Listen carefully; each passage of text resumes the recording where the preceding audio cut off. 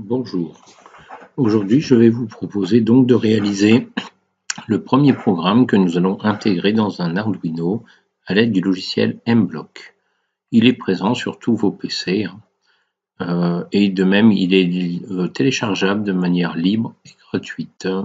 Donc je vous encourage à faire cette démarche, il vous sera de très grande utilité au cours des 2 prochaines années.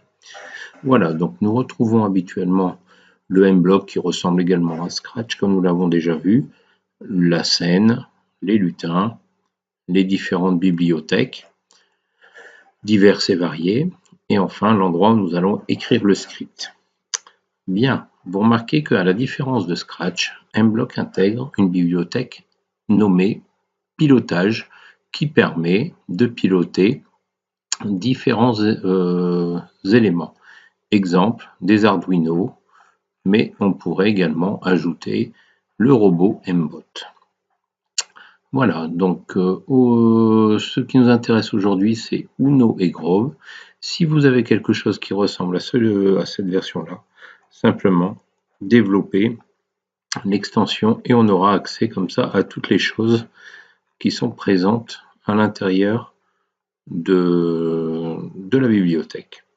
De même qu'on va changer un peu de visualisation, nous n'avons plus trop besoin de la scène, nous allons maintenant passer en mode Arduino. Fenêtre qui se complexifie en soi un tout petit peu, plus de scène, toujours nos bibliothèques, avec notamment celles que nous allons utiliser, l'endroit où on écrit, et ici en fait le code qu'il fallait taper auparavant pour pouvoir piloter ces cartes électroniques qui sont, ma foi, un peu tout géniales. Donc voilà, aujourd'hui on va apprendre donc à faire le premier travail et éventuellement le téléverser dans l'Arduino. Tout d'abord, je commence par le démarrage, générer le code. On va se contenter de faire quelque chose de relativement simple, c'est-à-dire un petit programme qui va simplement nous faire clignoter une LED que nous allons brancher sur l'entrée ou sortie des deux. Voilà un petit peu, donc j'ai simplement mis le code.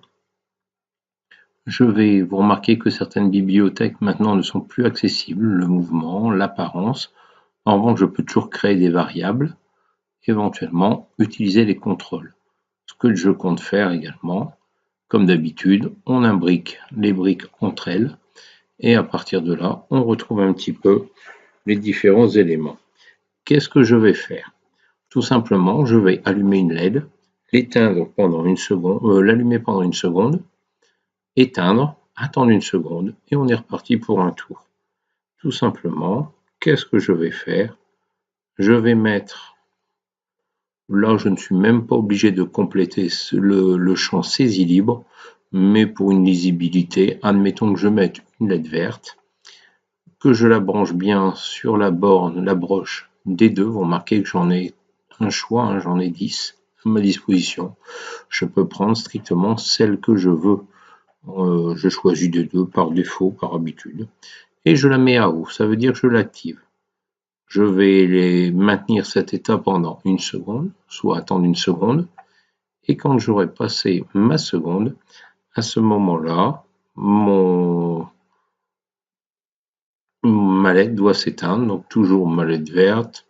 Ce coup-ci, je garde toujours le D2, je fais attention à rester cohérent entre les deux. Et ce coup-ci, je la mets à bas. Voilà, mon programme à l'heure actuelle est presque terminé. Il me reste simplement à mettre attendre une seconde. Là, ça y est, c'est bon, c'est terminé. Je n'ai toujours pas transféré sur ma petite carte. Pour cela, je vais brancher mon Arduino avec un câble USB sur la sortie de l'ordinateur en façade. Vous remarquez qu'il n'est toujours pas connecté. Je vérifie dans le choix de la carte que c'est bien l'Arduino Uno, le modèle que nous disposons. Il en existe d'autres.